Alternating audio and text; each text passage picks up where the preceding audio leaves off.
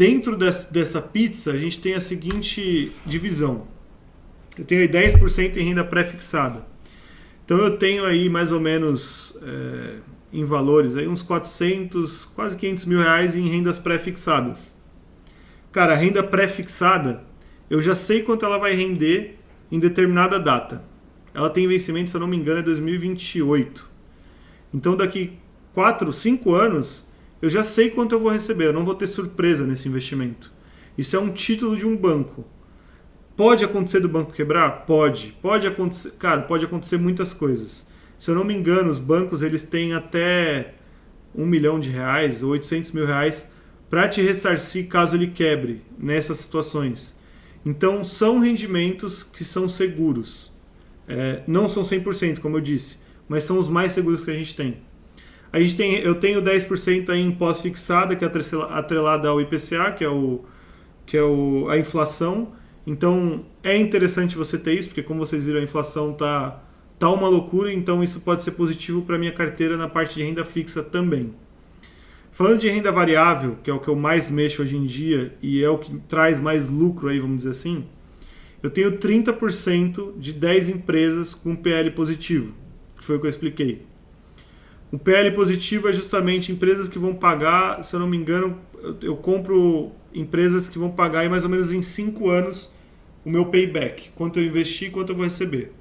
E tudo que eu recebo de dividendos, eu continuo comprando dessas empresas. Cara, e o que eu analiso? É simples. A empresa lançou o resultado. Eu comparo com o resultado anterior. Pô, essa empresa teve um lucro maior, reduziu o endividamento, reduziu dívida ativa, está com um gestor interessante que está almejando expansão da empresa, enfim. É muito voltado para a área de tecnologia hoje em dia, que você vê os gestores caminhando aí, os CEOs. Então, cara, o CEO é um cara legal, que eu li lá a biografia do cara. O cara tem projeções interessantes para a empresa, então faz sentido manter essa empresa no meu portfólio. Então eu continuo aportando. Eu não olho o meu preço médio, eu não olho se a empresa desvalorizou, eu só compro boas empresas. Cara, mês passado não, foi mês retrasado, eu recebi 50 mil de dividendos, se eu não me engano foi da Taesa, 53 mil, alguma coisa assim. Eu compro essa empresa desde 2022. Cara, é absurdo. E a empresa já valorizou muito do meu preço médio. Então, assim, são estratégias de longo prazo, mas que, confiem em mim, elas vão subir. Elas vão subir. Quando a gente fala de fundos imobiliários, hoje em dia eu diminui minha exposição. Antes eu fazia meio a meio com as empresas. Eu acabei tirando 10% que eu tenho de FIs, né, de fundos imobiliários, e migrei para dentro da renda variável. Aqui foi uma jogada por conta dos juros aí no Brasil, como a gente está vendo que os juros estão bem altos, então a tendência é que os fundos imobiliários caiam um pouco, o valor. E aí, caindo o valor, eles acabam pagando um pouquinho menos do percentual que você recebe durante os meses. Um fundo imobiliário basicamente eu me juntei com 10 pessoas e falei assim, eu vou fazer a gestão dos imóveis de Alphaville. Então eu peguei lá 50 imóveis, e aí eu estou falando de imóveis empresariais, então escritórios, etc. E aí eu alugo esses escritórios. Então eu recebo todo mês. Se você quer virar acionista do meu fundo, você vai investir no meu fundo, eu vou comprar mais imóveis empresariais, eu vou alugar mais imóveis e eu vou te pagar um percentual desses aluguéis que eu recebo durante o mês. Então o fundo imobiliário é justamente isso. Alguém está fazendo a gestão de vários imóveis. Então lá tem fundo de logística, então tem vários galpões, né, que armazenam coisas aí interior afora.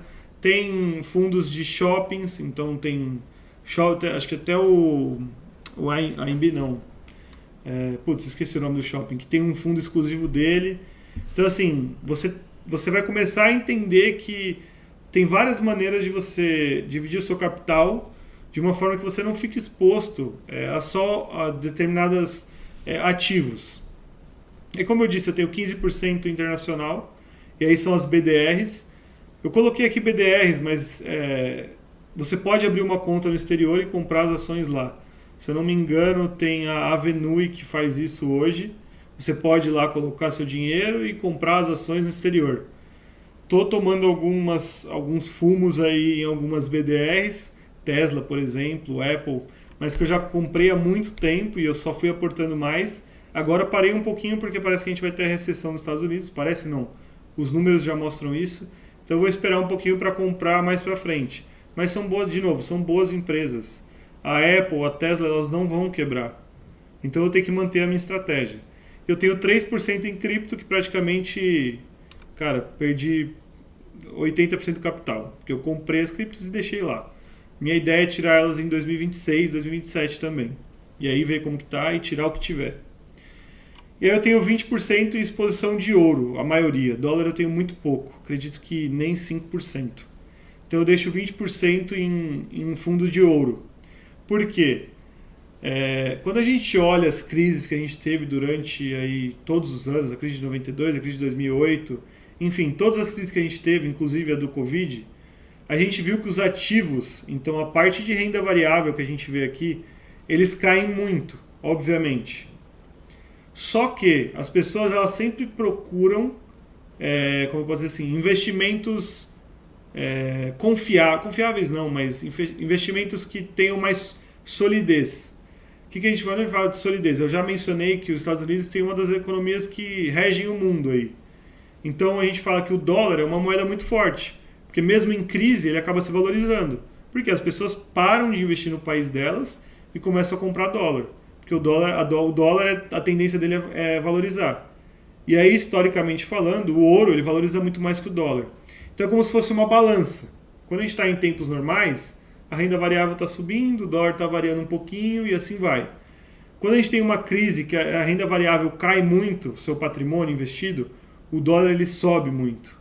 E é nessa hora que a gente tem que rebalancear a nossa carteira. Concorda que se a nossa renda variável, o valor patrimonial caiu e o ouro subiu, significa que você não tem mais 40% em renda variável e nem mais 20% em ouro, porque a balança está desequilibrada. Então é nessa hora que você vende a sua posição em ouro, o percentual que excedeu esses 20%, e migra para a renda variável. Então, cara, quem fez isso na época do Covid, você tirou do ouro, que valorizou muito, e comprou as boas ações que você já tinha investido, o seu preço médio abaixou muito, quando essa balança voltou, ela fez isso. A sua renda variável valorizou muito. Teve empresas aí que venderam mais 100% depois do Covid, porque tudo voltou ao normal. Então, é entender que tem uma frase legal que a gente fala que é compre ao som dos canhões e venda ao som dos violinos. Então, quando você vê todo mundo falando, pô, compra, sei lá, Americanas, lojas americanas, todo mundo está falando bem, não é hora de comprar. Não estou falando que agora você tem que comprar, porque eu acho que a empresa vai até sair da bolsa, né? Mas estou dando um exemplo que acontece muito. Então, sei lá, Vale. Pô, a Vale está subindo pra caramba, está subindo. Aliás, um exemplo melhor, não é da nossa bolsa, mas o Bitcoin. Eu conheço muita gente que saiu comprando Bitcoin quando ele estava lá em cima, quando estava aparecendo em todo lugar. Pô, o Bitcoin subiu mais X%, o Bitcoin não para de subir, próximo alvo é $100 mil. Bitcoin, o que aconteceu? Ele derreteu. Então, ao som dos violinos, você não faz nada. Mas ao som dos canhões, quando todo mundo fala, putz, ferrou a economia, vai cair tudo, vou perder todo o meu dinheiro, tinha gente comprando. Isso, existe uma teoria de Down, que é estudada aí durante anos, que ele mostra todos esses movimentos que aconteceram, períodos de acumulação, período de primeiro movimento, a correção, enfim. Aí a gente já fala um pouquinho mais de análise técnica, que serão as 3 aulas da semana que vem. Eu vou falar um pouquinho sobre análise técnica. Então, é interessante você entender isso. Quando você monta um plano e você sabe que esse plano funciona, você tem que seguir ele fielmente. Não mude sua estratégia porque alguma coisa aconteceu. Estude maneiras de você não ser afetado psicologicamente por isso. Entender que seu plano funciona no longo prazo. Cara, isso daqui é um plano para você construir riqueza. Igual eu falei, cara, você investir R$160 por mês, você vai falar, pô, é muito pouco. Mas lá na frente, esses R$160 pode virar R$100 mil, R$500 mil, R$1 milhão. Eu tô falando daqui 10, 15 anos. E aí, obviamente, dentro da renda variável, você consegue alavancar isso de várias maneiras. E a gente também vai falar disso. E eu sempre deixo aí mais ou menos 5% do meu patrimônio em caixa. E eu espero oportunidades. Aqui eu não coloquei a parte de day trade, enfim. Aqui é uma carteira que eu tenho separado. Eu tenho investimentos na XP, no BTG, Tem um pouquinho na Rico também, que é dos fundos imobiliários que eu comprei há muito tempo atrás, que ainda está lá. Mas esse é praticamente meu patrimônio que está na XP hoje. Então, isso é o que eu faço. Isso é o que aí durante anos, cara, eu tenho rendimentos acima de 70% ao ano. É mais do que 5% ao mês aí. É muito interessante quando a gente vê que, assim, em 2 meses eu bato o que o CDI bate no ano inteiro. Então, vale a pena. Vale a pena. Você começar, igual eu falei, com R$1.000 que seja. Se você conseguir fazer uma coisa bem elaborada, 70% são R$700. 70% em cima de 1.700 e assim vai. É uma bola de neve. Então, ter isso bem traçado, seguir as suas estratégias e saber o que você está fazendo. Não adianta você comprar 10 empresas que você vê na rua porque você acha que são boas. Como a gente viu, Americanas tem loja em todo lugar. E a empresa tinha 40 bilhões de dívida. Então, é interessante, amanhã a gente vai falar sobre isso, é interessante você entender como comprar boas empresas. Como você analisa o fundamento das empresas. Projeções da empresa, dívidas ativas, enfim, tudo isso. E por último,